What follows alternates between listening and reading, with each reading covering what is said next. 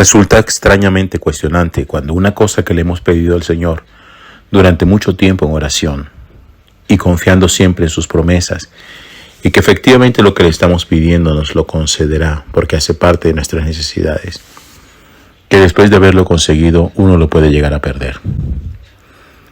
Lo primero que tendríamos que pensar es algo que en alguna oportunidad yo les decía, y es que no se trata simplemente de pedir a Dios cualquier cosa que a nosotros se nos ocurra, sino que todas nuestras peticiones vayan acorde a la voluntad del Señor, de tal manera que Dios no escucha simplemente la oración de aquello que nosotros queremos, sino la oración de aquello que nosotros necesitamos y de lo que está dentro del ámbito de su promesa. La tierra de Israel, la tierra prometida, hacía parte justamente de ese legado de Dios que le había hecho a Abraham cuando hizo pacto con él, cuando le dijo: te daré una gran descendencia y a tu descendencia le daré una tierra propia.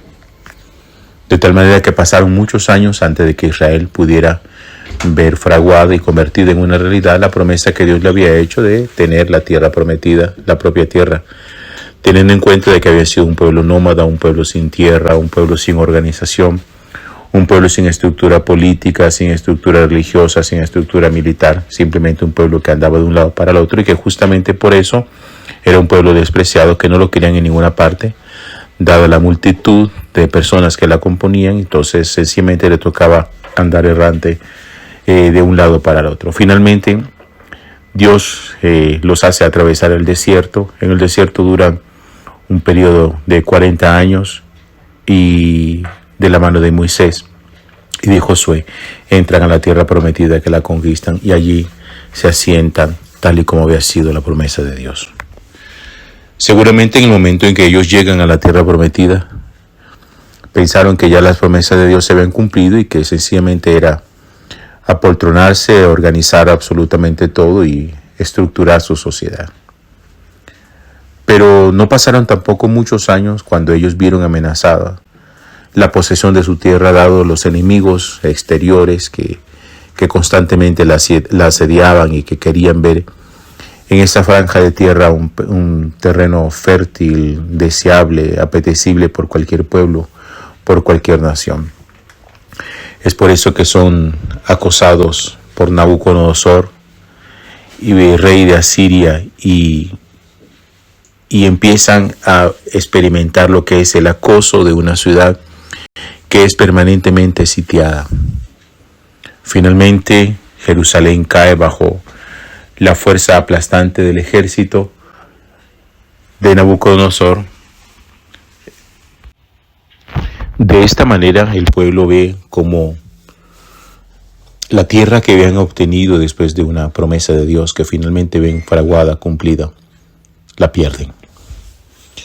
Y entonces viene la reflexión: ¿qué sucede? ¿Cuál es la razón por la cual en algún momento de nuestra vida nosotros las cosas que hemos obtenido de Dios podamos llegar a perderlas? ¿Se puede llegar a perder la bendición de Dios?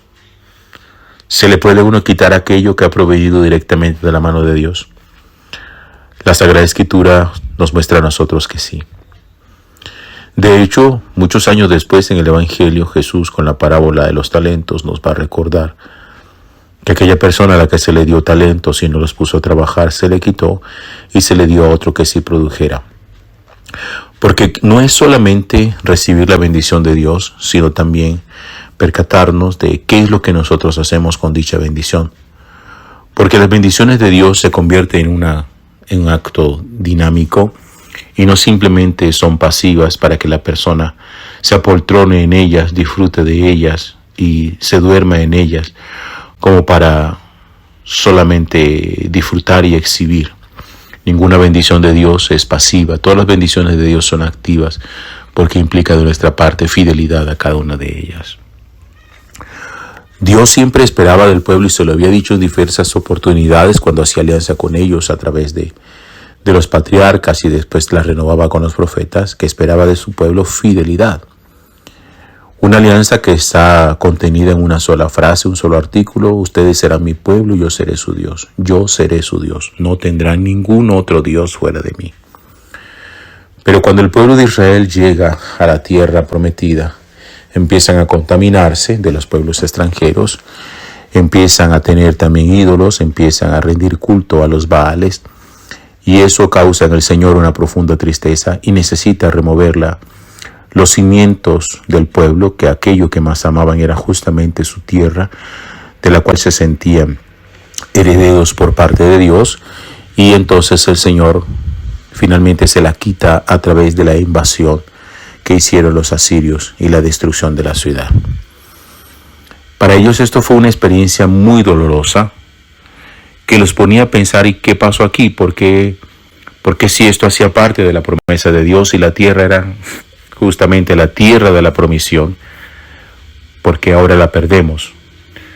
Es que Dios se ha echado para atrás, Dios se ha retractado en su bendición, y con la ayuda de los profetas el pueblo de Israel justamente pudo entender que lo que había sucedido es que ellos no supieron nunca administrar la tierra, nunca supieron administrar la bendición, y que sencillamente se dedicaron a explayarse y a relajarse moralmente y a vivir como los pueblos paganos. Y Dios no los había elegido a ellos para que vivieran como paganos, sino para que vivieran como un pueblo totalmente distinto a los demás pueblos del momento, que rendían culto a los distintos dioses. Este pueblo tenía que ser único en su adoración a Dios, tenía que ser monoteísta, tenía que ser un pueblo firme, consolidado en unidad religiosa, en unidad política, para que pudiera sobrevivir.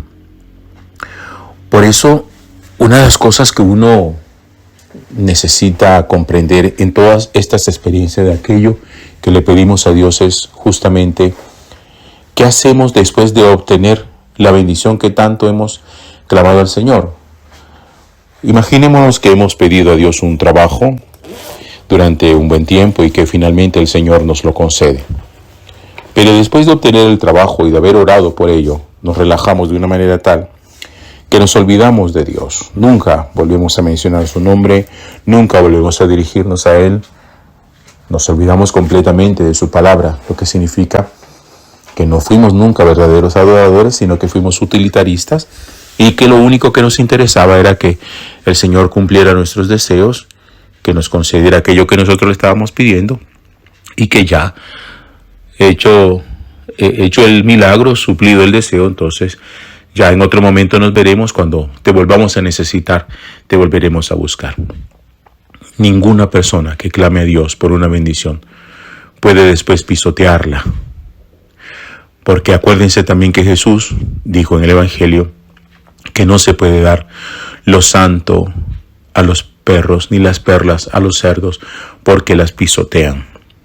Las cosas de Dios son las cosas de Dios, y ellas no pueden tratarse de cualquier manera, sino que hay que administrarlas a la altura de lo que Dios siempre espera.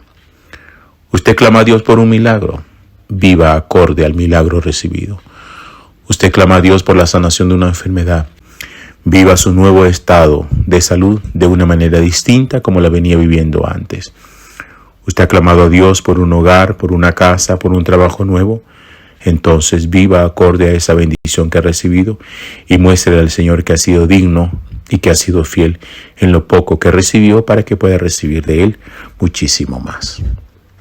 Gloria al Padre, y al Hijo, y al Espíritu Santo, como era en el principio, ahora y siempre, por los siglos de los siglos.